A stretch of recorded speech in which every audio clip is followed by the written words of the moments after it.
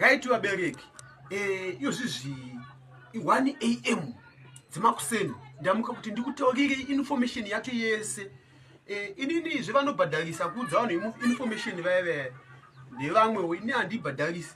Rega nditombobvisa bhachi nyaya dzeutano kaidzi. Right, munotora pureti yakachena moisa salt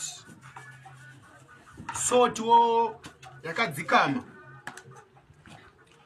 motora tea nemukaka moisa teaspoon imwe chete.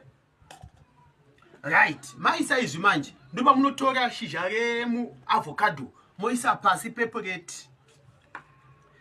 Right, zvine kamoisture kazvinofana kuita shizha reavo ramaisa pasi nemhodzi yeavo, saka mhodzi munoisa mukati.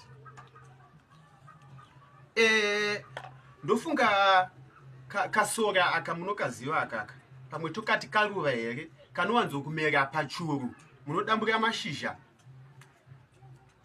3 moisa imomo,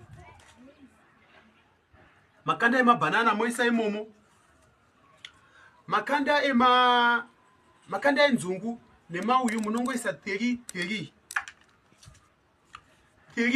mashizha emulemoni. Right, pane nyaya manje vanhu vanozobvunza kuti zvinozoita sei aya iri ivhu repachurwi rozosaya yakagara pasi, saka musatya zvinhu munoisa imomo. Right, pacarrots munodambura kadoko madambura kadoko mokaisa imomo. Masamba musasiye masamba ndo akakosha acho, ndo anoita kuti mhodzi yeavhu iri pamusoro nenhingiri zvinyatsodi. Right, moisa half teaspoon yemasamba.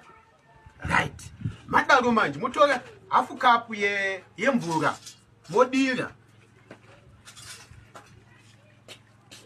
zvonyatsokusangana, handiti mazvinzwa. Right, mozvisanganisa ndi mazvinzwa. Right, tofunga vanhu vakanda vakushawa kuti pari kumbogadzirwei izvi zvinhu zvanangorotawo izvi, saka ndamuka kuti ndingokuudzaiwo. Saka ndakumbodzoka kunorara kana ndazofunga ndazoudzwa zvihope dzacho kuti zvinorapei kana kuti zvinodii, ndinozokuudzai.